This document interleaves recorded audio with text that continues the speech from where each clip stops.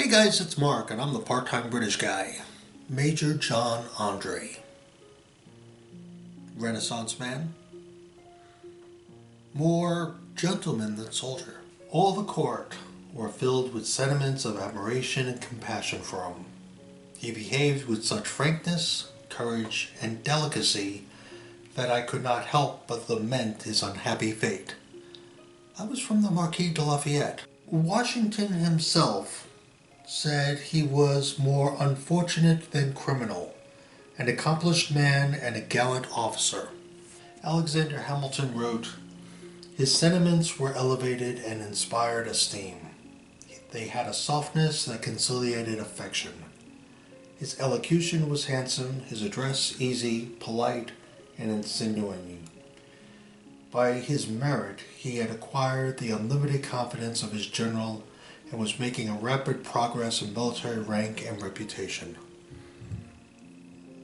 Major John Andre was a British officer, and although most Americans don't know the name, they do know the name Benedict Arnold. And without batting an eye, people will automatically say, well, Arnold was a traitor who attempted to give West Point to the British.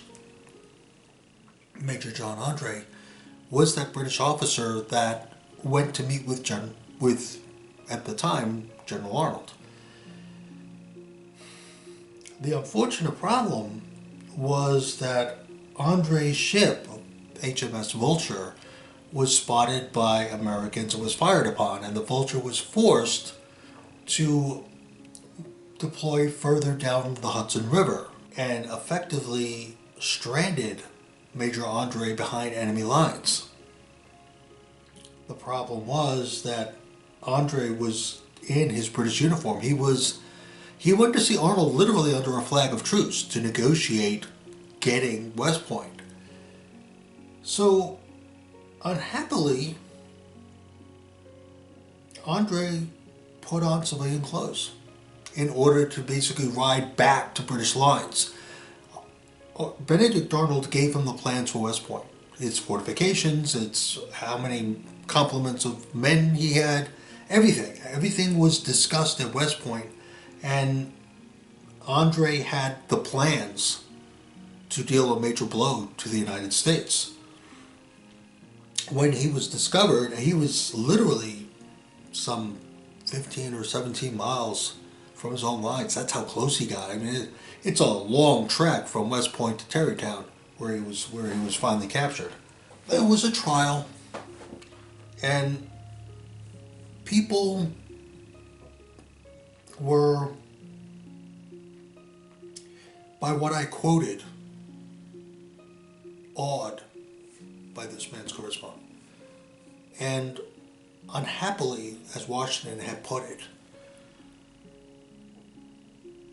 there were rules.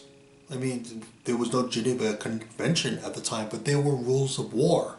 And if you're a soldier and you're not in uniform and you get captured, you're considered a spy. And that's what happened with Andre, because the plans for West Point were stuffed in his boot and he was not in uniform. So, sadly, Andre wrote to Washington asking politely and sincerely if he would allow him to be in uniform upon his execution, and that he would rather face a firing squad. He understood the charges leveled against him. He understood that, yes, he'd been caught and he resigned to his fate, but he asked Washington to let him die as a soldier, because hanging was left to criminals. You hung criminals, you hung deserters, and you hung spies. So to be hanged was sort of the lowest of low punishments, reserved only for those miscreants. And it was on this date, October 2nd, some 240 plus years ago, that Andre was led to the gallows, and it's said that when he spotted the gallows and he realized he wasn't getting a firing squad, he said, "I am resigned to my fate, though I do not like the mode." So putting the noose around his neck, the handkerchief over his eyes, he asked the onlookers to remember him as a brave man. And it is said that Continental officers and soldiers wept when he was hung. Interesting though enough,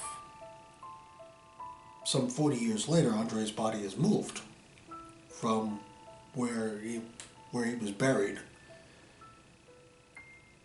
to Westminster Abbey in this sarcophagus by King George III, I believe. And again, it was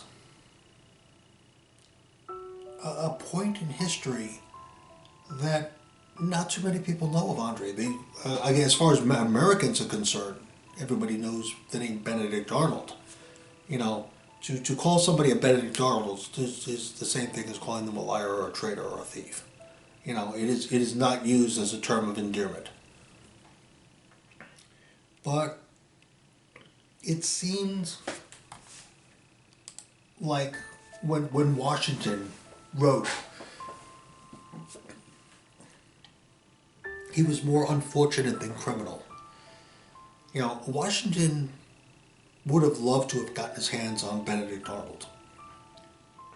And there was correspondence. I was looking in the Library of Congress, and there are letters back and forth from the British to Washington trying to get Andre's release. And the problem was Washington would have traded 20 John Andres for one Benedict Arnold. He wanted Arnold. But Arnold had escaped. He literally escaped his fate and went over to the British side and became a British officer. But Andre's commanding officer couldn't swap out a major for Arnold because Arnold was like a general in the British Army. And although nothing came of Arnold's treachery, you know, because the attack on West Point never happened, they didn't get the plans, you know, they prevented that. The commanding officer, Andre's commanding officer, couldn't swap one officer for another. It just wasn't done. It couldn't be done. So, sadly, Washington was left with no choice. And something had to be done. This guy stole military secrets. And the rules of war had to be obeyed. It had to be followed. There was a code of conduct for war at that time. It wasn't just, you know, battles and killing. There was a definite set of rules. So I found myself so drawn, so curious that this man, and as I said, a Renaissance man, Andre even did a self-portrait of himself. And he was fluent in several languages. He was an artist, obviously played musical instruments. He was a gentleman, first and foremost, before he was a soldier. And although I believe just 30 years old at the time of his death, moved people to tears when he died. And I mean, that says something, don't you think? If you agree with me, leave a comment below. I'd really like to know. I'm Mark Stise, the part-time British guy. Bye.